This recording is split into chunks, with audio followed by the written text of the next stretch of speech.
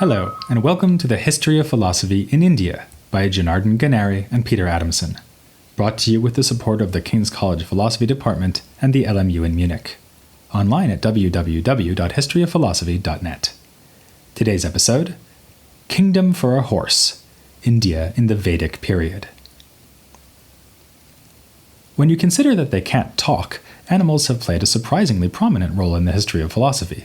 The Cynics were named after dogs, the medievals wondered what a donkey would do if faced with two equally appealing bales of hay, and in more recent times, giraffes have appeared prominently in a series of podcasts on the history of philosophy. As we turn to India, you may now be expecting a mention of cows, sacred or otherwise. But it turns out that the animal with the strongest claim for spurring on Indian philosophy is the horse. It is not indigenous to the subcontinent, but migrated into India along with a people who called themselves the Aryans. With the Aryans and their horses came the Indo-European language that would develop into Sanskrit, as well as the religious beliefs that would make their way into the ancient scriptures to which so much of Indian philosophy responds, the Vedas. The Aryans were not the first people to live in India. There is extensive archaeological evidence of earlier civilizations, who established cities in the Indus Valley as early as the 3rd millennium BC, which raises the question of where exactly the Indus Valley is. Well, you can imagine the subcontinent as a diamond, which is blunt and broad at the northern end, tapering to a point at the southern end where it juts into the Indian Ocean. At the northern join between the subcontinent and the rest of Asia, the terrain is mountainous. Actually, that's putting it mildly, since we're talking here about the Himalayas and the Hindu Kush. And from these higher elevations, waters flow down into a plain dominated by two rivers, the Indus in the northeast and the Ganges at more or less due north. Further ranges of mountains divide this Indo-Gangetic plain from a large plateau in the center of India. This plateau is the Deccan. Though it forms the northern part of the actual peninsula, the word Deccan actually comes from the word for south, since it lies to the south of the Indo-Gangetic region. Much of our story is going to play out in the northern plain and in the Deccan, though we'll need to consider a wider range of locales and cultures to understand the full history of Indian philosophy. But it is along the Indus River that our story, or rather backstory, begins. This was the site of the Harappa and Mohenjo-Daro civilizations which existed before the coming of the Aryans. These were not primitive societies. They had well laid out cities, and the Harappans traded with people as far away as Mesopotamia. Though some of their writing has survived, it unfortunately has not been possible to decipher the Harappan script. In fact, we don't even know to which language group it belonged, possibly Dravidian, a group which includes Tamil and some other languages. Certainly, there were numerous languages spoken in the subcontinent prior to the coming of the Aryans, and influence from these languages can be detected in the Sanskrit of the Vedic literature. The story of the Aryans' arrival to India has provoked a good deal of speculation, indeed wild speculation, indeed ideologically inspired fantasy dressed up as sober scholarship. It used to be thought that the Aryans swept into the region as conquerors, unstoppable on their horse-drawn chariots, only to be slowly corrupted by the inferior races of India as they mingled with them over the generations. Now, scholars not only reject such racist descriptions of the process, but also lean towards thinking that the Aryans gradually migrated into India rather than overwhelming the region militarily. But they really did have horse-drawn chariots. Archaeologists report that the seals left behind by the Harappans feature various animals, including even the hippopotamus, which of course means river horse, but we never find actual horses on them.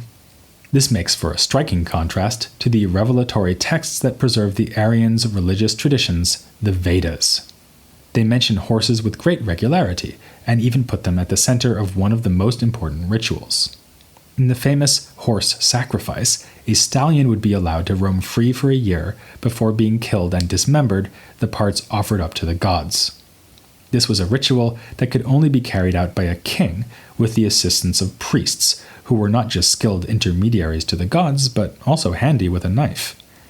The oldest of the Vedas is the Rig Veda, dating from around 1200 BC, and it contains a description of the horse sacrifice, which includes instructions aimed at the priest. The axe cuts through the 34 ribs of the racehorse, who is the companion of the gods. Keep the limbs undamaged and place them in the proper pattern, cut them apart, calling out piece by piece. While the horse sacrifice was a particularly elaborate and exalted ceremony, it nonetheless captures the social dynamic of Vedic religious practice fairly well. Animals, dairy products, and most famously a hallucinogenic plant called soma, were sacrificed by being offered into flames. The sacrifices were a collaboration between the two elite classes of society, the priests or Brahmins and the aristocratic warriors, or kshatriya. The caste system was completed by two more groups, the tradesmen and farmers of the commoner or Vaishya class, and finally the serfs or laborers, known as the Shudra. This last group was entirely excluded from the Vedic rituals and would have had its own separate religious practices. The Rig Veda refers to the four classes and even explains them through a kind of cosmology, which centers on the word Purusha. This can mean the self, but the Rig Veda here characterizes it as all that hath yet been and all that is yet to be. The gods are said to have sacrificed Purusha, dividing it just as the priests would cut up an animal. From Purusha were extracted various species of animals, including goats, cattle, and, yes, horses, as well as the four classes of humankind.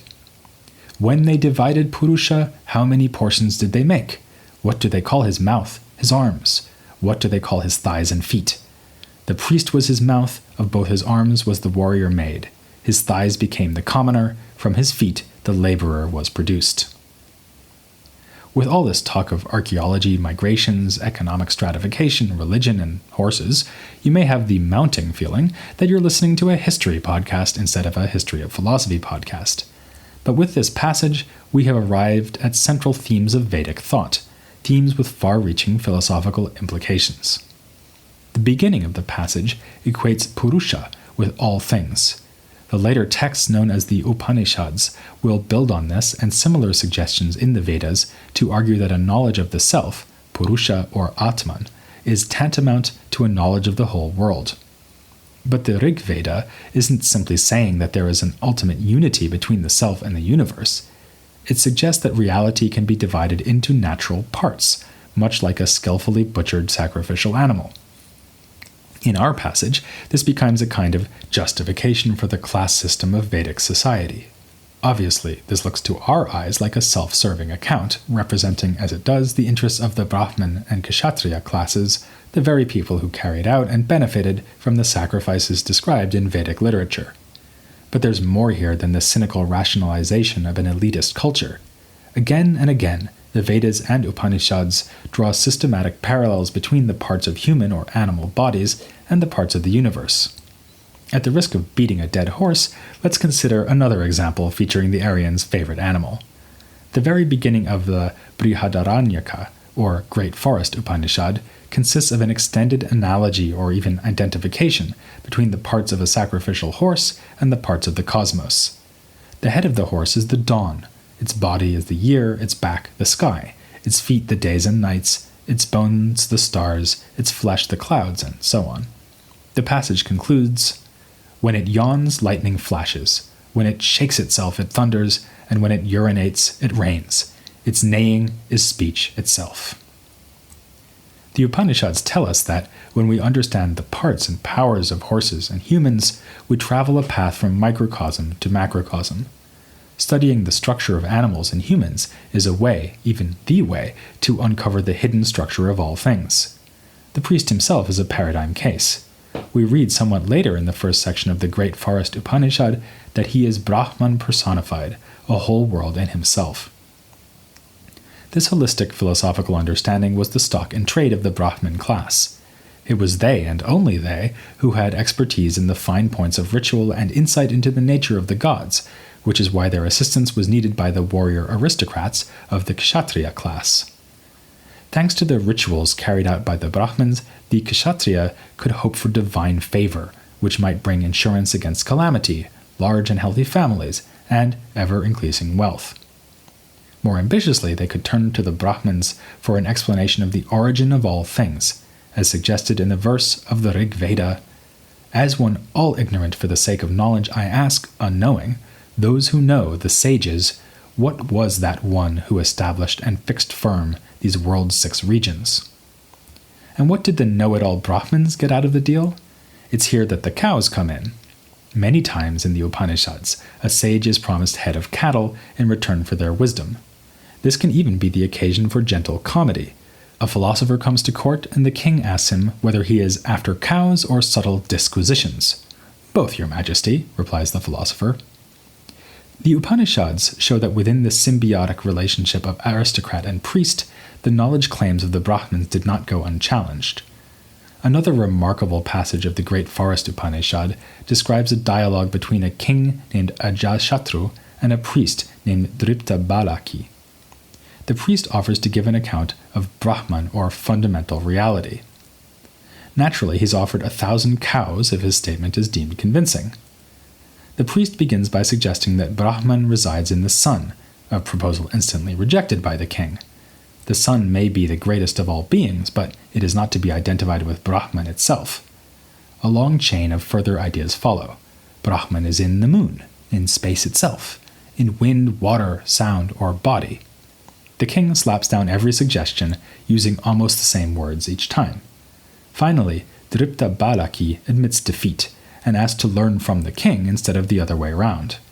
The king agrees to enlighten them, even though it is, as he says, a reversal of the norm for a Brahmin to become the pupil of a Kshatriya. If this seems a rather heavy-handed way of hinting that the Brahmins might have something to learn from the Kshatriyas, it was as nothing compared to the challenges that emerged around the 5th century BC. This was the age of the Buddha and of Mahavira. The tradition of thought he founded, Jainism, takes its name from Mahavira's epithet Jina, meaning conqueror. It's significant that both Buddha and Mahavira came from among the Kshatriya aristocracy rather than the priestly Brahmin class. Both abandoned their wealth to lead lives of ascetic restraint, already an implicit criticism of the literal and spiritual economy that lay at the heart of the Brahminical tradition.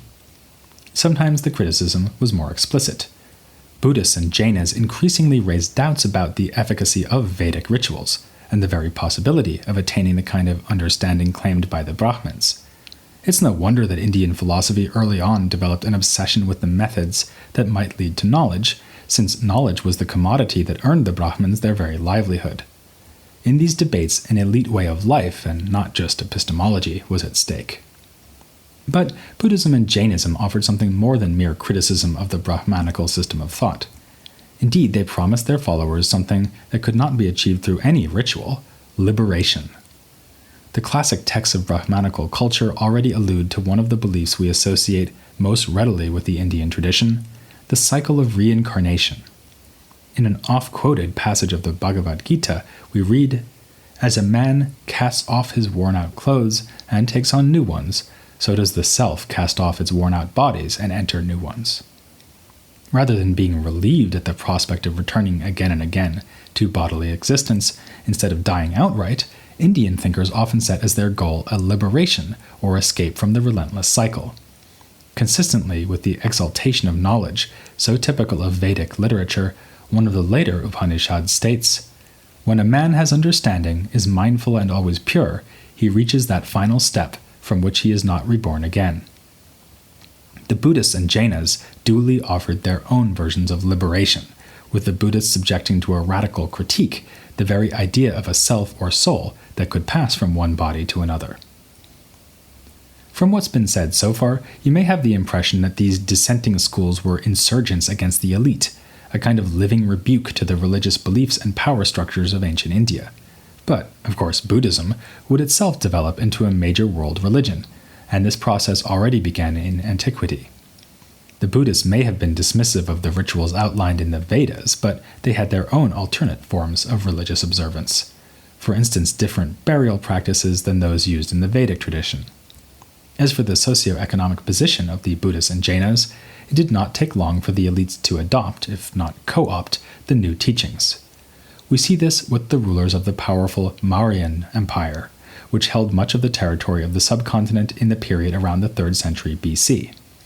It was founded in 321 BC by Chandragupta Maurya, who expanded his initial territory in part by taking advantage of the power vacuum that resulted when the conquering armies of Alexander the Great pulled out of northwestern India. King Chandragupta had a Brahmin advisor named Kautilya, who is said to be the author of a political treatise called the Artha Shastra. We'll be considering it in a future episode. With this dynasty, we see that the dissenters' ideas too could appeal to the ruling class that had sought wisdom from the Brahmins for so many generations. It is said that Chandragupta himself abdicated his kingship after becoming an adherent of Jainism. We have much more evidence concerning the intellectual allegiance of Chandragupta's grandson, Ashoka. Appalled by the violence he had witnessed in a military campaign against the region of Kalinga, Ashoka sought to wield his royal power in a fashion consistent with Buddhist teachings. His armies would not make war, except in self-defense, and as ruler he would look to the welfare of all his subjects. Ashoka had inscriptions erected around his empire in a variety of languages. His edicts were even translated into Greek and Aramaic for the northwestern regions. This is just one example of the interpenetration of Greek and Indian culture in the generations following Alexander's conquests. During the Hellenistic period, the Bactrian ruler Demetrius extended his rule into the Punjab and Indus Valley. Tradition records that another Greek king, Menander, converted to Buddhism. A supposed dialogue between this king and a Buddhist teacher named Nagasena survives as the so-called Questions of Menander. Again, we'll return to this text in a future episode. But before getting into the Buddhist and Jaina traditions and their critique of Brahmanical culture, we need first to understand better what they were criticizing. This means first and foremost understanding the Upanisads, works that set out to expound the meaning of the Vedic texts and the rituals they described. Devised over the course of many generations, they are monuments of world literature and foundational texts of the Hindu religion. And of course, they are full of philosophical material, which is sometimes suggestive and metaphorical, sometimes frankly argumentative and disputatious. So we assume that even wild horses couldn't drag you away from listening to the next installment in which we'll begin to tackle the Upanishads here on The History of Philosophy in India.